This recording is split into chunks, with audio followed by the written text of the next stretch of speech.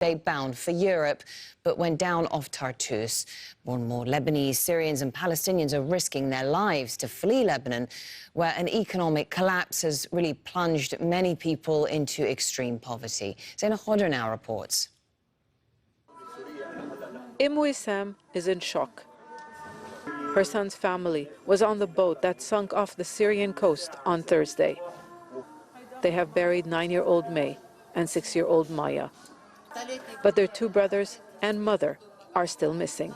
They brought me the 2 kids dead. What about the others? Will they bring the others to me? I can't say more than this. My heart is broken. It's the deadliest migrant boat tragedy in Lebanon in years. Passengers were hoping to reach Europe and a better life. Families and friends waited at the border with Syria as the dead and few survivors were brought home. Not all were Lebanese. Some were Palestinian and Syrian refugees. But all share the same story, one of poverty and desperation. If I get the chance, I will leave. If there is a boat here right now, I will get on it with my 2 children.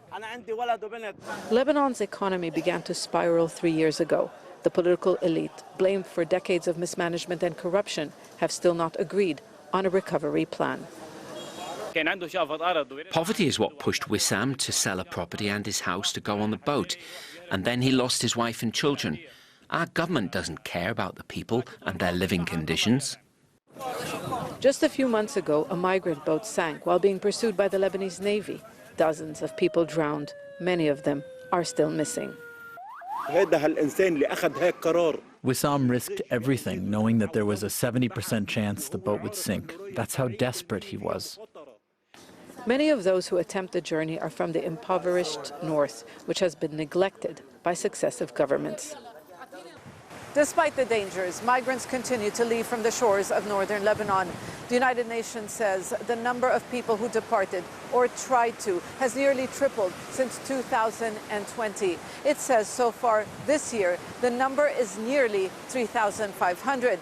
But security sources tell us that's a conservative estimate. And it's no longer just young people. Whole families are trying to escape. What many here say is a hopeless situation. Zaina Khodr, Al Jazeera, Northern Lebanon.